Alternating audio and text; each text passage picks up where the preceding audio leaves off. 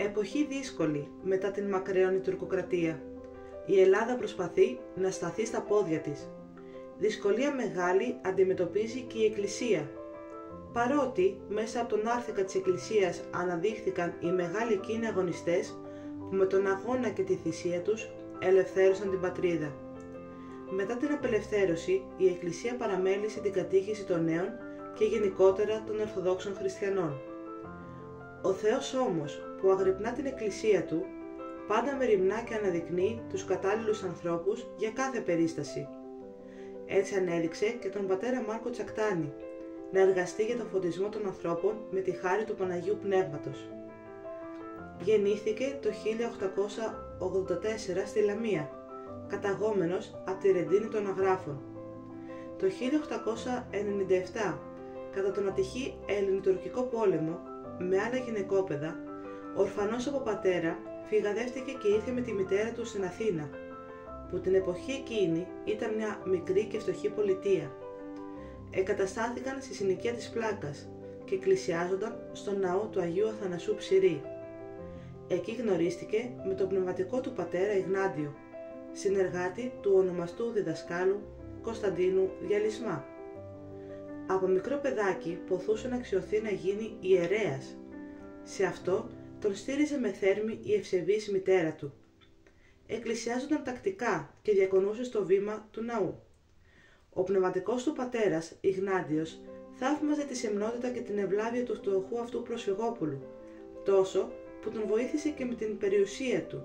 Τον ανέγραψε στην περίφημη ιδιωτική σχολή του Κωνσταντίνου Διαλυσμά. Ο νεαρός Μάρκος όχι μόνο διαπρέπει στη μάθηση, αλλά συγχρόνως με τη φοιτησή του εργάζεται για να βοηθά τη φτωχή οικογένειά του. Μόλις αποφοίτησε από τη σχολή του Διαλυσμά, θέλησε να εκπληρώσει το βαθύ πόθο της ψυχής του, να υπηρετήσει ως ιερέας την Εκκλησία του Χριστού. Με αυτή τη φλογερή επιθυμία έρχεται να συμμετέχει στο διαγωνισμό προκειμένου να εισαχθεί στην Ριζάριο Ιερατική Σχολή. Με τη χάρη του Θεού όχι απλώς πέτυχε, αλλά ήταν πρώτος μεταξύ των πρώτων. Διευθυντής της σχολής στην εποχή εκείνη ήταν ο Άγιος Νεκτάριος, ο οποίος ήταν δεσμευμένος από τον κανονισμό της σχολής να δεχθεί μόνο τους συμπατριώτες των ιδρυτών της σχολής. Έτσι, ο νεαρός Μάρκος, το προσφυγόπουλο της Λαμίας, αν και αριστούχος, έμενε εκτός της σχολής. Βούρκωσαν τα μάτια του και δάκρυσε, βλέποντας το ευλαβέστατο όνειρό του να σβήνεται. Ο Άγιος Νεκτάριος, που είδε τα δάκρυα του παιδιού, τον πλησίασε και τον πρότεινε με τα προσόντα που είχε να γίνει διδάσκαλος. Ο νεαρός Μάρκος όμως, δακρύζοντας, το απαντά: «Εγώ δεν θέλω να γίνω διδάσκαλος, αλλά κληρικός». Θαύμασε και συγκινήθηκε ο Άγιος Νεκτάριος με την ευσεβή επιθυμία του νεαρού και κατόρθωσε να τον εισαγάγει στη Ριζάριο σχολή. Ως φοιτητής στη Ριζάριο, τόσο με την εξαίρετη διαγωγή του, όσο και τη θαυμαστή του επίδοση, φάνηκε σε όλους ότι ήταν ένα ξεχωριστό σκεύος εκλογής του Θεού για να επιτελέσει μεγάλο έργο στην Εκκλησία. Πριν ακόμα αποφοιτήσει από τη σχολή, έδειξε ότι είχε θεία χαρίσματα, ικανά να τον αναδείξουν πρωτοπόρο λαμπρού έργου. Με δική του πρωτοβουλία ίδρυσε το Σύλλογο των Φθιωτών, το οποίο την προεδρία παρέδωσε στον τότε διοικητή της Εθνικής Τράπεζας, ο οποίος διατέλεσε και Υπουργός Οικονομικών. Αποφοιτώντας από τη Ριζάριο σχολή, εισήχθη στη Θεολογική Σχολή του Πανεπιστημίου Αθηνών. Ολοκληρώνοντας τις σπουδές του, αφού νυμφεύτηκε τη Ζαφυρούλα Ζαφυρίου, χειροτονήθηκε διάκονος και τοποθετήθηκε στο ναό της Αγίας Σοφίας Πειραιώς. Δεν έμεινε για πολύ στο ναό αυτό, αλλά μετατέθηκε στο Βυζαντινό ναό της Αγίας Εκατερίνης Πλάκας. Παράλληλα κλήθηκε και δίδασκε στα εκπαιδευτήρια του Κωνσταντίνου Διαλυσμά. Τον Μάρτιο του 1913 χειροτονήθηκε ιερέας και ανέλαβε ως εφημέριος στο Βυζαντινό ναό της Αγίας Εκατερίνης Πλάκας. Πρόκειται για ναό που από τον 11ο αιώνα αποκαλύπτει το μεγαλείο του Βυζαντίου. Στο ναό αυτό ο πατήρ Μάρκος ξεδίπλωσε το μεγάλο του ταλέντο, το οποίο ο Θεός του είχε δωρήσει. Αναδείχθηκε σκεύος της χάριτος του Θεού, διότι όπως όλα τα μέχρι τότε χρόνια του, Ουδέποτε άφησε τον εαυτό του να νομίσει ότι ήταν άριστος. Ενώ ήταν άριστος, πάντα νόμιζε ότι κάτι του λείπει και αναζητούσε αυτό που θα του έδινε πνευματική ωφέλεια. Όλη του την προσοχή τώρα έστρεψε προς την νεότητα. Αφού ξεκίνησε το πρώτο κατηχητικό, έπειτα κατήρτισε στελέχη για την κατήχηση του ιερού έργου και άρχισε δι' αυτόν να απλώνεται σιγά σιγά σε όλες τις ενορίες. Για των συνεργατών του, που αποτελούνταν από ένα μεγάλο πλήθος νέων και κυρίως νεανίδων, το έργο του άρχισε να ξεπερνά τα όρια της Αττικής και του Πειραιά, να επεκτείνεται στην Αίγινα και σε πολλά άλλα μέρη της Ελλάδος. Ήδη το όνομα του πατρός Μάρκου έγινε γνωστό παντού ως ξεχωριστού ιερέως, με μια πρωτότυπη πνευματική δράση. Έτσι, για τις θαυμαστείς αυτής αποστολικής του δράσης, ο πατήρ Μάρκος, με αφετηρία το ναό της Αγίας Εκατερίνης, αναδείχθηκε πρωτοπόρος της Ορθοδόξου σύγχρονης κατήχησης στην Εκκλησία της Ελλάδος. Παράλληλα με την κατήχηση των παιδιών, ίδρυσε τμήματα πνευματικών συναντήσεων κυριών, νεανίδων και νέων.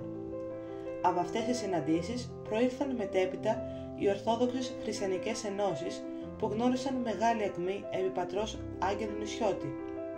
Σε όλη αυτή τη δράση προείστατο ο πατήρ Μάρκος, που με τη δύναμη του Θεού κατήφθηνε το ιερό έργο. Κήρυτε, δίδασκε όχι μόνο τις Κυριακές, αλλά καθ' όλη τη βδομάδα και χωρίς να αφήνει τα εφημεριακά του, τα φιλανθρωπικά του και τα οικογενειακά του καθήκοντα. Όλοι έμειναν έκπληκτοι πώς θα βγάζει πέρα. Βέβαια, σε όλους ήταν ξεκάθαρη η παρουσία του Θεού, που τον ενίσχυε και τον βοηθούσε. Ο πατήρ Άγγελος Νησιώτης, που αρχικά υπήρξε ένας από τους συνεργάτες του, αλλά και διάδοχος του ιερού αυτού έργου του, χαρακτηριστικά αναφέρει: «Ο ναός της Αγίας Εκατερίνης δεν είναι πλέον ενοριακός, αλλά παναθηναϊκός».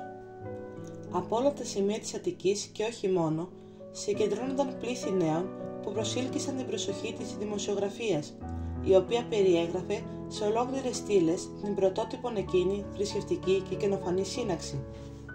Ο καθηγητής του Πανεπιστημίου Παναγιώτης Μπρατσιώτης έγραψε: «Ο πατήρ Μάρκος ήταν μορφή ασυνήθις, προνομιούχος, εξαιρετική που από την Αγία Κατερίνη ως λαμπάς καιωμένη και καταναλυσκωμένη απέδειξε εξαιρετική λάμψη, καταβγάζουσα εις απότε την Ακτίνα την Ελλάδα. Δυστυχώς όμως, όλος ξαφνικά, ο πατήρ Μάρκος ασθένησε. Όταν οι γιατροί του συνέστησαν να διακόψει την εξαντλητική του δράση, εκείνος με πίστη απάντησε ότι βρίσκεται στα χέρια του Θεού, ο οποίος κανονίζει τα πάντα. Ο πατήρ Άγγελος χαρακτηριστικά αναφέρει: «Ο πατήρ Μάρκος, πρόθυμος εις παν έργων αγαθών, αεκίνητος, δημιουργικός ηγέτης και αναμορφωτής της νεολαίας, προσέθεται συνεχώς και ενθουσιωδώς νέα καθήκοντα εις τον εαυτό του, αποδίδων εις τον Θεόν την επιτυχία του έργου και την αντοχή της κλονισμένης υγείας του. Εν την πεποίθηση ταύτη εργάζεται εντονότερον». Έτσι, στις 21 Ιανουαρίου του 1924, ημέρα Κυριακή, υπό εγκεφαλική συμφορήσεως, παρέδωσε το πνεύμα του επαληθεύοντας το στίχο του ψαλμοδού «Ο ζήλος του οίκου σου κατέφαγέ με». Τέλος, όλος ευνηδίως και απότομα το έργο του πατρός Μάρκου ανακόπηκε. Ο θάνατός του στην ακμή της ηλικίας του τους συγκλώνησε όλους και δεν είχαν περάσει παρά μόνο 11 χρόνια φλογερής δράσης.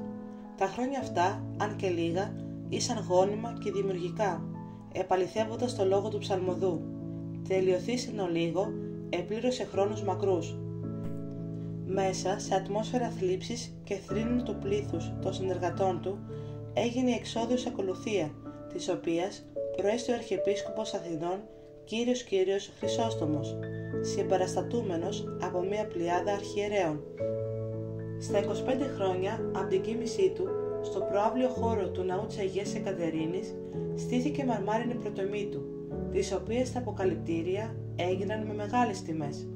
Στέκεται εκεί, θυμίζοντας το μεγάλο του αγώνα για την αναδημιουργία της Ορθόδοξης κατήχησης στην Ελλάδα. Ο θείος σπόρος, τον οποίο έσπερε στις καρδιές ο πρωτοπόρος αυτός και θεμελιωτής των κατηχητικών, δεν πήγε χαμένος.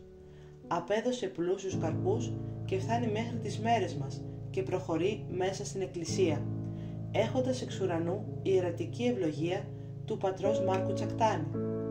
ας κοιτάξουμε πίσω πριν από 100 χρόνια και ας ακούσουμε τη φωνή του ιδρυτή των κατηχητικών πατήρ Μάρκου που μας λέει: «Για τούτο εύχομαι, ως ελάχιστος εργάτης της υψηλής ταύτης εκκλησιαστικής διακονίας, η Εκκλησία μας να οργανωθεί. Είναι απαραίτητο, αλλά και τον δυνάμουμε να προσδώσει την εμπρέπουσα θέση της εν τη μεγάλη πεπολιτισμένη κοινωνία των νέων ιδεών και των νέων κοινωνικών ρευμάτων». Ευχαριστούμε την κυρία Ιωάννα Κατσούλα για την παραχώρηση του κειμένου της και τον κύριο Νικόλαο Τσιριγώτη, εγγονό του πατρός Μάρκου, για το φωτογραφικό υλικό.